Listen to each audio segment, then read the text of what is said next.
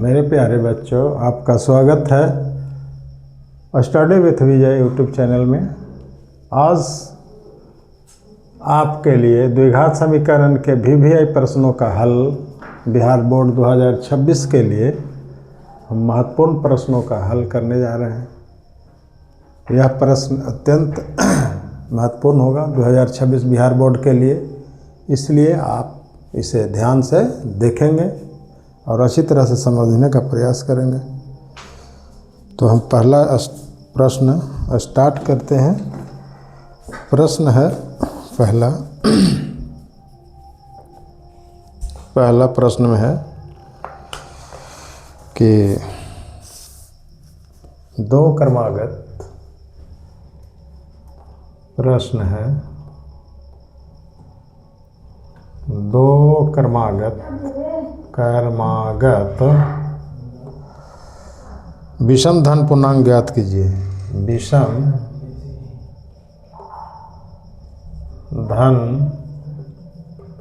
पूर्णांक ज्ञात कीजिए।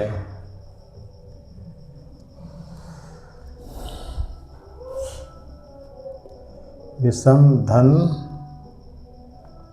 पूर्णांक ज्ञात कीजिए जिनके वर्गों का योग 290 हो। जिनके वर्गों का योग 290 हो। ये प्रश्न है। यहाँ पे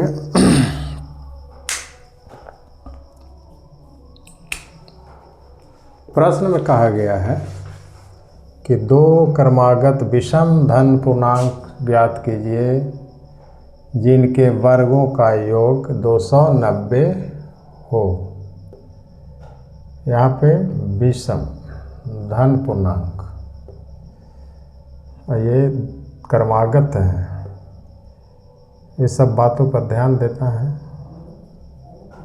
प्रश्न को अच्छी तरह से पढ़ना है, समझना है, उसके बाद इसे हल करना है।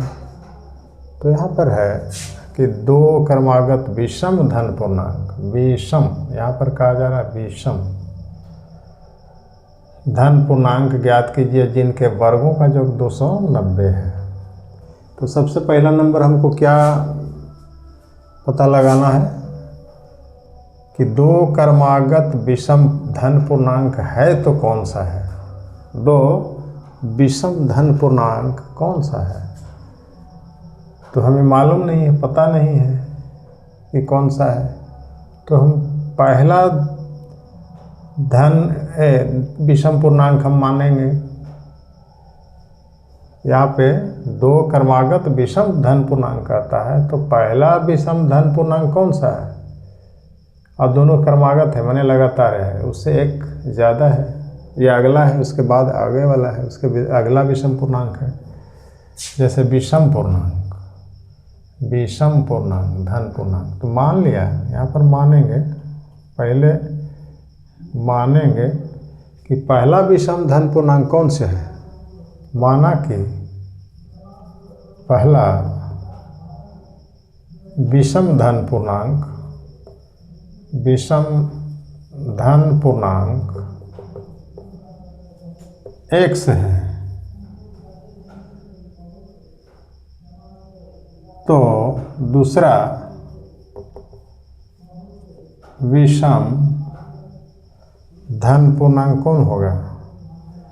पहला विषम धन पूर्णांक है x, तो दूसरा विषम धन पूर्णांक कौन सा होगा। तो विषम में हम अगर सम जोड़ते हैं तब वह अगला विषम धन पूर्णांक प्राप्त होता है। किसी भी विषम संख्या में अगर हम सम संख्या जोड़ेंगे तब वह विषम धन पूर्णांक प्राप्त होगा। जैसे मान लिया जाए कि पहला विषम धन पूर्णांक x है तो दूसरा विषम धन पूर्णांक क्या हो जाएगा, x + 2 हो जाएगा। अब हम क्यों लिख दिए, विषम धन पूर्णांक पहला है x, यानी विषम धन पूर्णांक के मतलब क्या हुआ वैसा संख्या जिसे भाग देने पर, जिसमें 2 से भाग देने पर एक शेष बच जाए, विषम धन पूर्णांक कहलाता है। जैसे विषम धन पूर्णांक 1, 3, 5, 7, 9 इस तरह से है। तो हम इस संख्या मान लिया जाए कि अगर पहले 3 रहेगा तो इसमें हम 2 जोड़ेंगे तब ना विषम प्राप्त हो रहा है, 2 जोड़ रहे हैं तब विषम प्राप्त हो रहा है। इसी प्रकार से हम पहला विषम धन पूर्णांक को x माने हैं तो दूसरा क्या हो जाएगा, x में 2 जोड़ेंगे तब, जैसा कि इसमें यहाँ बताया गया है कि 1, 3, 5 2 जोड़ने से विषम संख्या प्राप्त हो रहा है। पहले विषम संख्या में 2 जोड़ने से विषम संख्या प्राप्त हो रहा है। अगला विषम संख्या 2 जोड़ने से प्राप्त होता है। इसीलिए हमने लिखा पहला विषम पूर्णांक संख्या को x माने तो दूसरा हो जाएगा x + 2। अब कहता है कि 2 क्रमागत विषम धन पूर्णांक ज्ञात कीजिए जिनके वर्गों का योग 290 है। जिनके वर्गों का योग 290 है। किनके वर्गों का योग 290 है?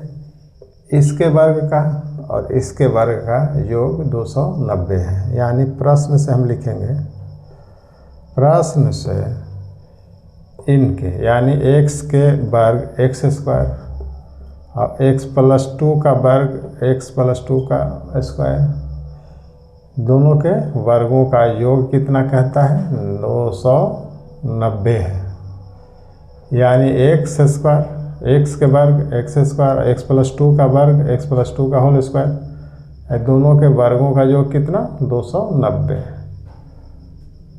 अब हम इसको हल करेंगे और x का मान निकालेंगे, क्योंकि विषम संख्या तो हमने s माना है, तो x का मान निकालेंगे, वही हो जाएगा विषम पूर्णांक।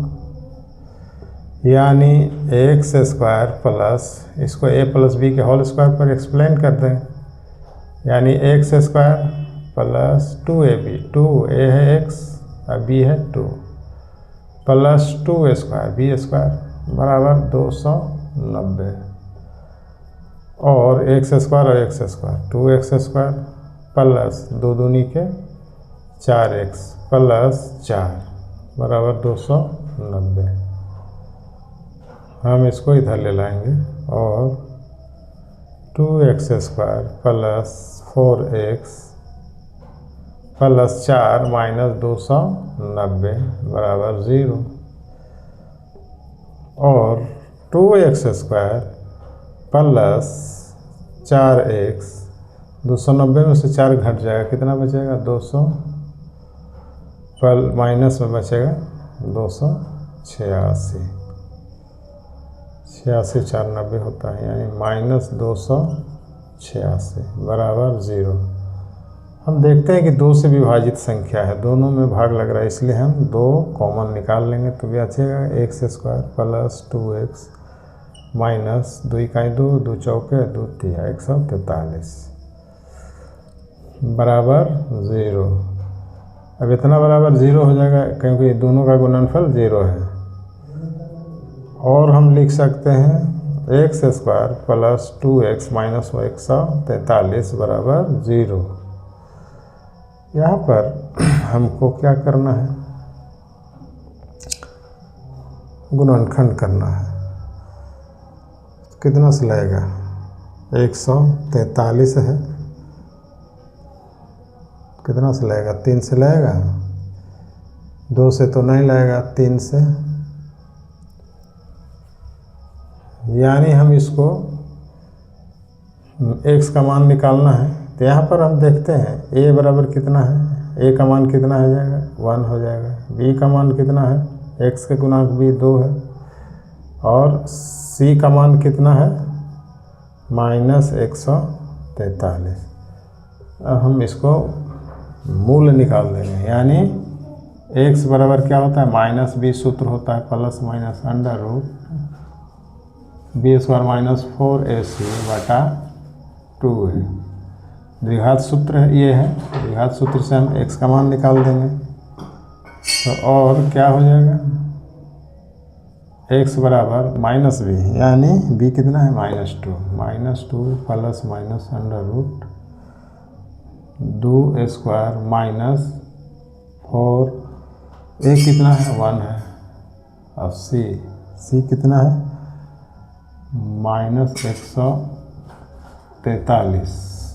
ये कितना है, यहाँ पर थोड़ा सा जगह का अभाव है इसलिए हम इसको लिखना चाहते हैं इंटू -143, 143 यहाँ थोड़ा सा इंटू 143 माइनस में है, माइनस छूट गया, इंटू -143 बटा में 2a कितना है 1, और x बराबर कितना हो जाएगा -2 प्लस माइनस अंडर रूट 2 दूनी के 4 प्लस हो जाएगा, माइनस माइनस प्लस 143 चौके कितना हो जाएगा 3 चौके 12, 4 चौके 16 1 17 और 4 इकाई 4 और 1 5 बटा में 2 इकाई 2 बराबर कितना हो जाएगा -2 प्लस माइनस अंडर रूट 572 और 4 576 बटा 2। तो हम जानते हैं कि -2 प्लस माइनस x बराबर, इसका वर्गमूल कितना होता है 24 होता है बटा में 2। इसको हम बराबर में x बराबर क्या लेंगे -2 प्लस 24 बटा में 2 बराबर क्या हो जाएगा 24 में से 2 जाएगा तो 22 हो जाएगा, अब बटा में 2 है, 2 से कट जाएगा 11 आया, एगो प्लस में 11 आया और एगो क्या आ जाएगा 24 2 26 बटा 2 माइनस में 13 आएगा, तो हम माइनस वाले को छोड़ देंगे, प्लस वाले को एक्सेप्ट करेंगे, यानी x का मान कितना आया। तो यहाँ पर हो गया आपका x बराबर इतना, यही आंसर हो जाएगा। x का मान कितना, यही आंसर हो जाएगा, x का मान 11। यानी x क्या माने थे, x माने थे हम पहला धनात्मक विषम पूर्णांक x माने थे, तो x का मान कितना आया 11 आया, तो यही हमारा संख्या हो जाएगा। पहला धनात्मक पूर्णांक 11, तो दूसरा कितना हो जाएगा उससे 2 ज़्यादा यानी 13 हो जाएगा दूसरा धनात्मक पूर्णांक। यहाँ पर हम लिख सकते हैं अतः पहला धनात्मक पूर्णांक, पहला धनात्मक विषम पूर्णांक ना, विषम पूर्णांक 11 और दूसरा हो जाएगा 11 प्लस 2 13, यही 11 और 13 आंसर आएगा। अब हम इसको जांच भी कर सकते हैं, कहता है कि इनके वर्गों का योग 290 होता है कि नहीं।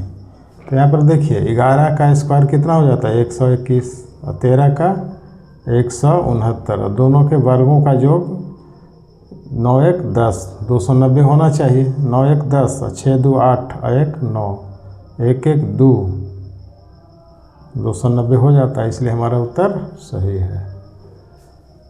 मैं समझता हूँ आप समझ गए होंगे।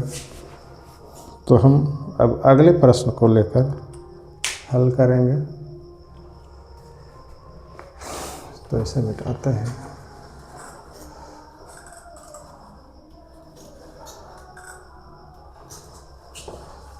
अगला प्रश्न क्या है,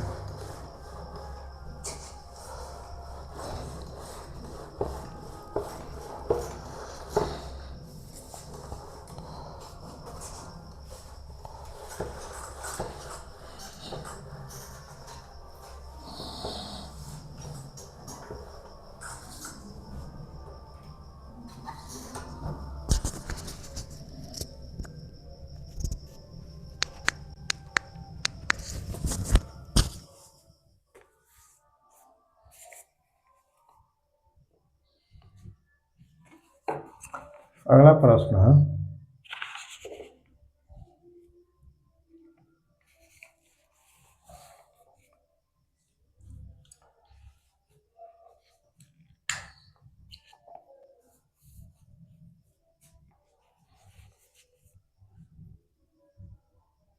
कि समीकरण प्रश्न है,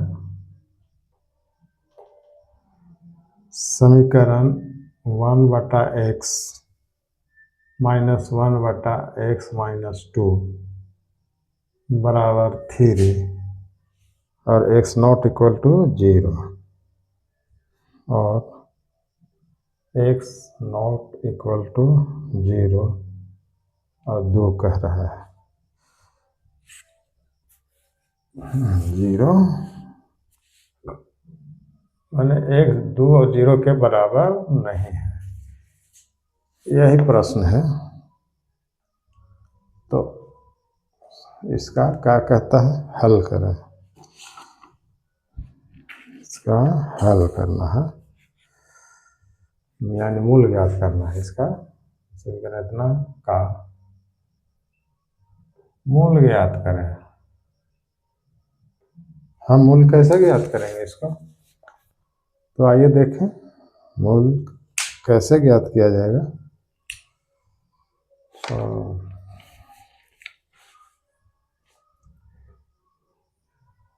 यहाँ सॉल्यूशन में है, ये समीकरण दिया हुआ है, तो यहाँ पर 1/x -1/x-2 बराबर 3 दिया हुआ है समीकरण। तो इसको हम हल करते हैं। इसका एलसीएम क्या हो जाएगा, x × x-2 हो जाएगा। इससे भाग करेंगे कट जाएगा, इतना बचेगा x-2, यानी x-2 इकाई x-2, फिर माइनस है तो माइनस, इससे भाग करेंगे ये कट जाएगा x, तो यहाँ पर -x और बराबर 3। और यहाँ पर हम देखते हैं -x से +x, तो कैंसिल हो जाएगा, कट जाएगा। यहाँ पर बच गया ऊपर में -2 बराबर में 3 से गुना हो जाएगा, यानी 3x × x-2, 3 से गुना हो गया, क्रॉस मल्टीप्लाई। और -2 बराबर 3 से गुना करेंगे तो 3x² हो जाएगा, -3 दूनी के 6x। अगर हम इसको इधर ले जाएं तो इधर 0 बचेगा, 0 बराबर क्या हो जाएगा, 3x² - 6x, इधर आएगा तो प्लस में 2 हो जाएगा। यानी यहाँ पर a का मान कितना है, 3 है, और b का मान कितना है, -6 है, और c का मान कितना है, +2 है। तो हमको x चाहिए ना, x का मान निकालना है, यानी मूल निकालना है। तो मूल बराबर क्या होता है, -b ±√b² - 4ac बटा में 2 है, यही सूत्र है, इसी पर हम बैठाएंगे। तो -b है, माइनस यहाँ भी माइनस है, तो माइनस प्लस हो जाएगा, ये -6 लिखेंगे, -b ± b कितना है, -6 है, तो -6 का स्क्वायर -4 × a कितना है, 3 है, c कितना है, 2 है, अब बटा में 2 गुने a का मान 3 है, यहाँ 3 लिखेंगे। बस इसी को हल करते जाना है। यहाँ माइनस माइनस +6 हो जाएगा, तो +6 और प्लस माइनस √6 36, ये हो जाएगा -4 × 12 दूनी 24, 4 × 12 दूनी 24 बटा में 3 दूनी के 6। और x बराबर क्या हो जाएगा, 6 ± 36 में से 24 घट जाएगा तो कितना बचेगा, 36 में से 24 घट जाएगा तो 12, 24 12 36 होता है, इसलिए हम 12 लिखेंगे बटा में 6। और x बराबर 6 ± 12 है, इसको हम लिख सकते हैं 4 × 3 बटा में 6। और x बराबर क्या हो जाएगा, यहाँ पर 6, इसका वर्गमूल हो जाएगा 2 + 2√3 बटा में 6। यहाँ पे हाँ, यहाँ पे प्लस माइनस ना छूट रहा है, तो यहाँ पर 6 है, 2 है, 2 कॉमन है, 2 कॉमन ले लेंगे दोनों में, तो यहाँ पर 3 प्लस माइनस √3 बटा में 6, यहाँ पर कट जा रहा है, 2 3 6, यानी x बराबर क्या आएगा, 3 प्लस माइनस √3 बटा 3, यानी x का 2 मान आया, 3 प्लस √3 बटा 3 एगो 3 माइनस √3 बटा 3, यही मूल था, तो ये मूल है, दूसरा मूल ये हो गया। हाँ, पहला मूल अल्फा इतना, दूसरा मूल बीटा इतना, यही आंसर हो गया। इस प्रकार से हम हल करेंगे।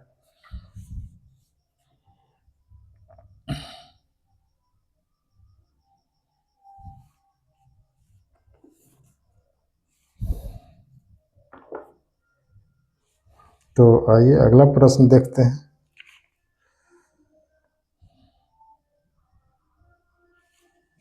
अगला प्रश्न में क्या कहता है,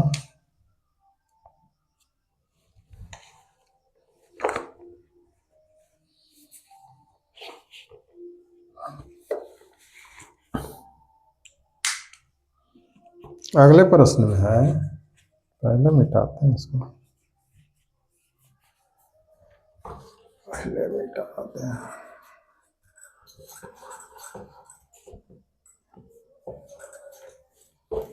ये जितने भी प्रश्न लिए जा रहे हैं सारे के सारे बिहार बोर्ड 2026 के लिए अत्यंत महत्वपूर्ण है, अतः आप इसे विशेष ध्यान देकर देखिए और समझिए कि आपका प्रश्न बोर्ड एग्जाम में छूट न सके। आइए अगला प्रश्न लेते हैं। अगला प्रश्न आपके लिए एक मोटर बोट प्रश्न है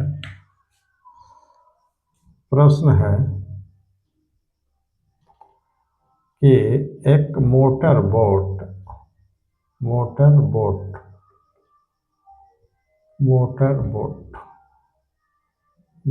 का मतलब मोटर से चलने वाला नाव, मोटर बोट, जिसके स्थिर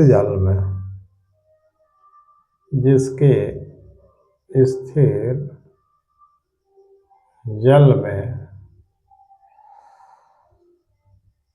चाल 18 किलोमीटर प्रति घंटा है। चाल 18 किलोमीटर प्रति घंटा है।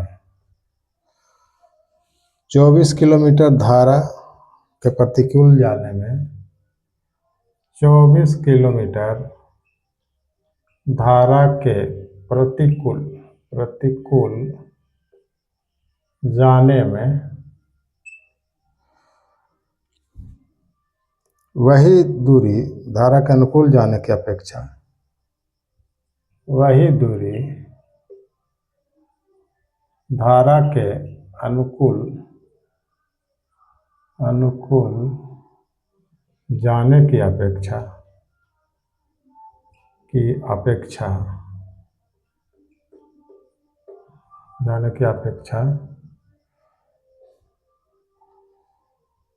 एक घंटा अधिक लेती है। 1 घंटा अधिक लेती है।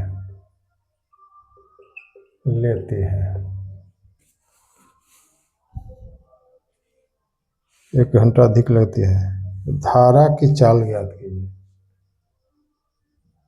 धारा की चाल ज्ञात कीजिए। ये आपका सामने सवाल है। अब हम इसका जवाब, इसका उत्तर, इसका सॉल्यूशन क्या है हम देखते हैं। इसका सॉल्यूशन क्या है, आइए प्रश्न का उत्तर हम दे रहे हैं। यहाँ पर देखिए, एक मोटर बोट जिसके स्थिर जल में चाल कितना है, 18 किलोमीटर है। और 24 किलोमीटर धारा के प्रतिकूल जाने में वही दूरी धारा के अनुकूल जाने की अपेक्षा 1 घंटा अधिक लेती है। धारा की चाल ज्ञात कीजिए। यहाँ पे धारा की चाल पूछ रहा है, हम मान लेंगे, माना कि धारा की चाल x किलोमीटर प्रति घंटा है, क्योंकि प्रति घंटा में चाल दिया गया है। माना कि धारा की चाल x किलोमीटर प्रति घंटा है, तो यहाँ पे स्थिर जल में धारा की चाल x किलोमीटर प्रति घंटा, स्थिर जल में बोट की चाल क्या है? तो यहाँ पर धारा के दिशा में बोट की चाल क्या हो जाएगा? तो यहाँ पर तो धारा की दिशा में, धारा जिस ओर बह रही है उसी ओर बोट भी, नाव भी चलती है, तो धारा उसको हेल्प करेगा, उसको आगे बढ़ाने में मदद करता है, इसलिए धारा की चाल उसमें जुट जाता है। यानी धारा की दिशा में बोट की चाल क्या हो जाएगा? धारा की दिशा में बोट की चाल हो जाएगा शांत जल में बोट की चाल प्लस धारा की चाल बराबर हो जाएगा शांत जल में बोट की चाल प्लस धारा की चाल, क्योंकि धारा उसको सहयोग कर रहा है आगे बढ़ने में।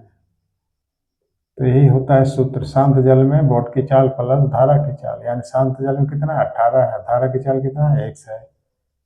यहाँ पर इतना किलोमीटर हो गया प्रति घंटा।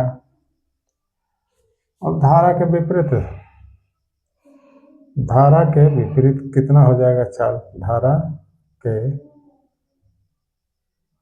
प्रतिकूल अनुकूल, धारा के अनुकूल जाने के अपेक्षा 1 घंटा अधिक समय लगता है। यानी धारा के प्रतिकूल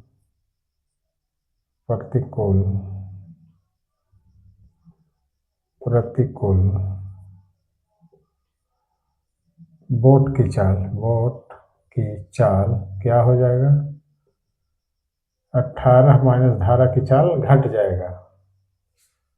यानी इसको हम लिख सकते हैं इस तरह से भी, शांत जल में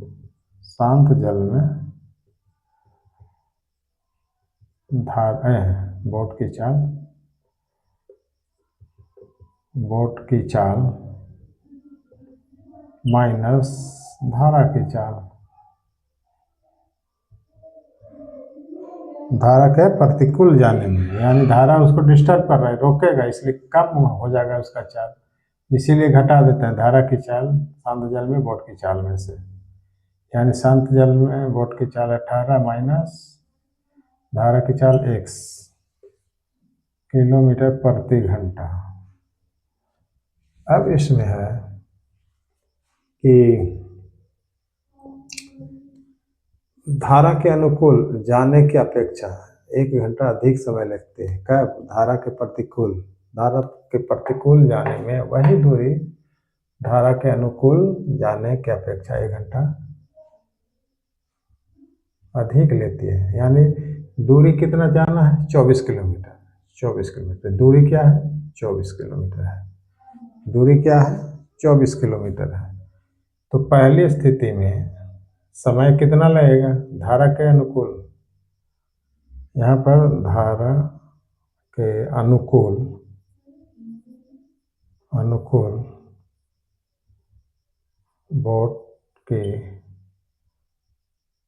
बोट को जाने में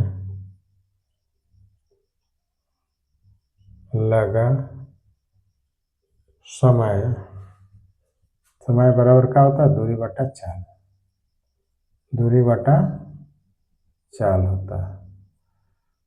तो दूरी कितना है? 24 किलोमीटर है। और चाल कितना है?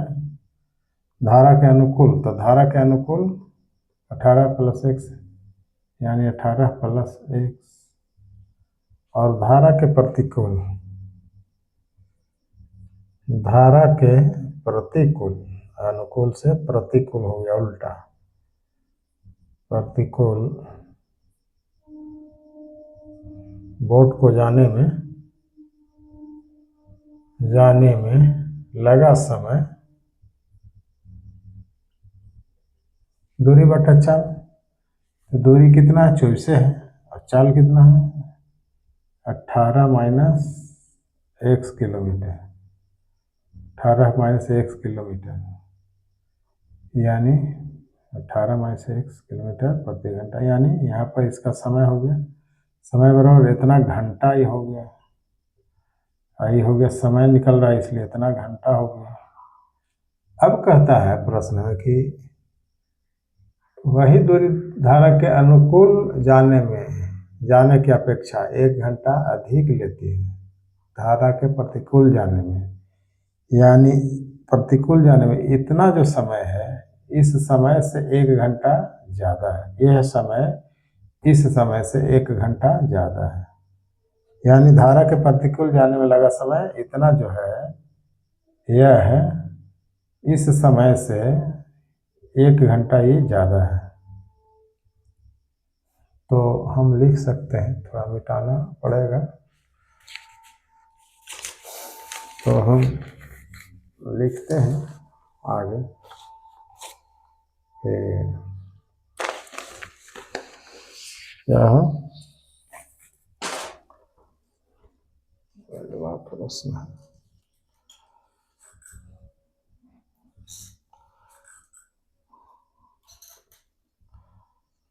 यहाँ पर थोड़ा ऊपर से मिटाना पड़ेगा,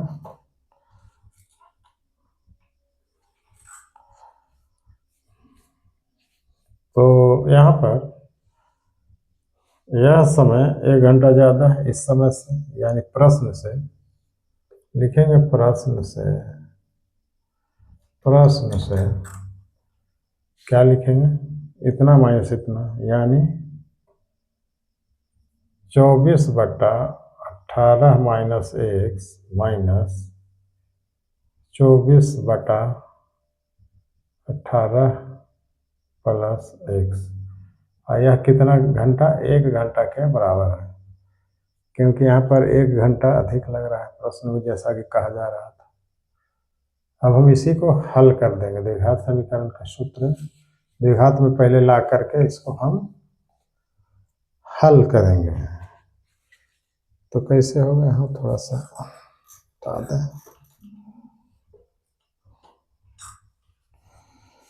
यहाँ हम मिटाते हैं, इसके बाद जगह नहीं है तो मिटाना ही पड़ेगा।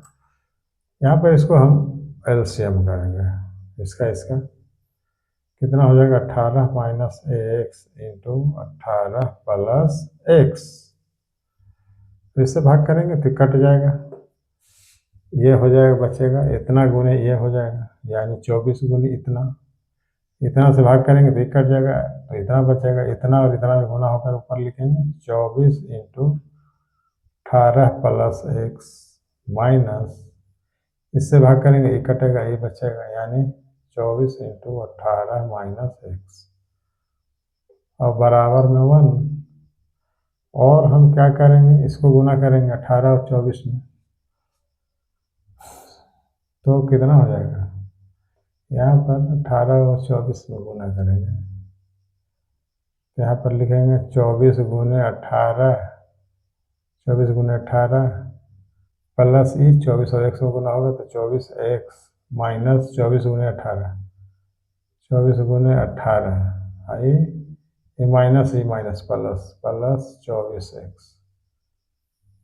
और बटा में a प्लस b into a minus b के रूप में है, इसलिए 18 square a minus b into a plus b, यानी a minus b into a plus b बराबर क्या होता है, a square minus b square होता है। सूत्र है जैसे a plus b into a minus b बराबर होता है a square minus b square, ये सूत्र है, अलजेब्रा में पढ़े होंगे। यानी ये है -24 गुने 18 ये प्लस 24 होते कैंसिल कट जाएगा, अब यहाँ पर 24x और 24x, ऊपर में कितना बच गया, 24 24 48x, और बटा में 18 का स्क्वायर है, 18 18, हाँ बराबर में 1, यानी कितना हो जाएगा, 18 18 324 होता है, बराबर 1।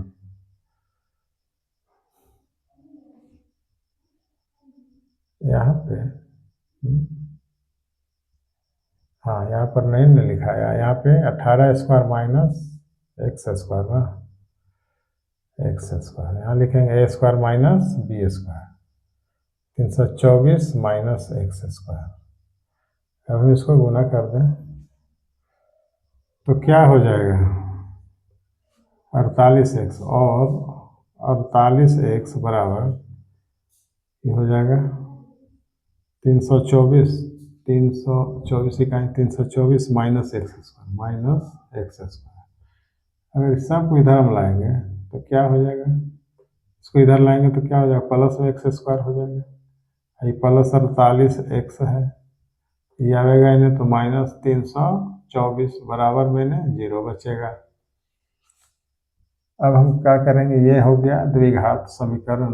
अब इसका हम मूल ज्ञात कर देंगे, मूल निकालने के सूत्र से, यानी यहाँ पे है b है, e है, कुछ नहीं है तो a है, e 48 है, b है, e c है।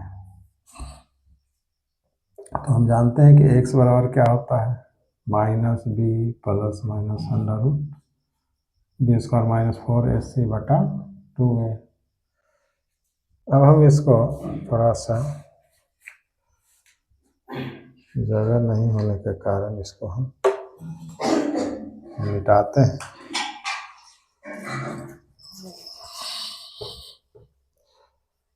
यह दीर्घोत्तरीय प्रश्न है, तो आइए यहाँ हम इसको करेंगे, यानी पहले हम इसको करते हैं तो क्या हो जाएगा, x बराबर माइनस बी कितना है, तो b है 48 ना, माइनस b माइनस 48 हो जाएगा, प्लस माइनस अंडर रूट 48 का स्क्वायर माइनस 4 इंटू ए कितना है, 1 है, 1 इंटू सी कितना है 324 माइनस 324, और बाटा में 2a, 2 गुने 1 बराबर कितना हो जाएगा, minus 48 plus minus under root 48 का स्क्वायर है, माइनस माइनस प्लस हो जाएगा, 48 का स्क्वायर है तो 48 में गुना कर देंगे, कितना हो जाएगा, 64, 8 चौके 32 और 6 38, 8 चौके 32, 4 चौके 16, 3 19, 4 8 2 10, 9 3 12, 1 13, 1 1 2 2304, 2304 प्लस माइनस माइनस प्लस हो जाएगा, 324 चौक 1296, 1296 बटा में 2 इकाई 2, यानी x बराबर इतना है, x बराबर क्या हो जा रहा है, माइनस 48 प्लस माइनस, इसको जोड़ देंगे तो कितना हो जाएगा, 1296, तो 1200 और 96 है ना, 1296 है, 2300 1200, 23 12 कितना 3500, 3500 और 96 4 जोड़ेंगे 100, यानी 3600 हो जाएगा, 3600 बटा में 2, तो x बराबर कितना आ जाएगा, माइनस 48 प्लस माइनस 3600 का वर्गमूल कितना हो जाएगा, 6 6 36, यानी 6 60 हो जाएगा, बटा में 2, यानी x बराबर क्या आ जाएगा, एक बार हम माइनस 48 और प्लस 60 बटा 2 लिखेंगे, यानी 60 में से 48 गया तो कितना बचेगा, 12 बटा 2, यही कट गया 6 से, बराबर आया कितना, 6 प्लस में आया, दूसरा का आएगा माइनस में, क्योंकि माइनस है, इसको जोड़ेंगे 60 और माइनस 48 तो माइनस में आएगा, हमको माइनस नहीं रखना है, ये प्लस मान ही हमारा आंसर होगा, तो आंसर हो जाएगा x का मान कितना, 6 आया, यानी प्रश्न में था कि धारा की चाल, एक्स क्या माने थे हम, धारा की चाल। तो धारा की चाल क्या है, 6 किलोमीटर। अतः यहाँ पर लिख सकते हैं, अतः धारा की चाल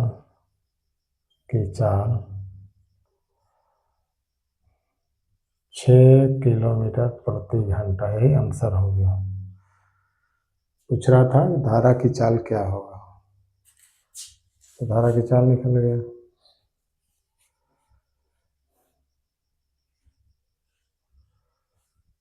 आइए देखते हैं।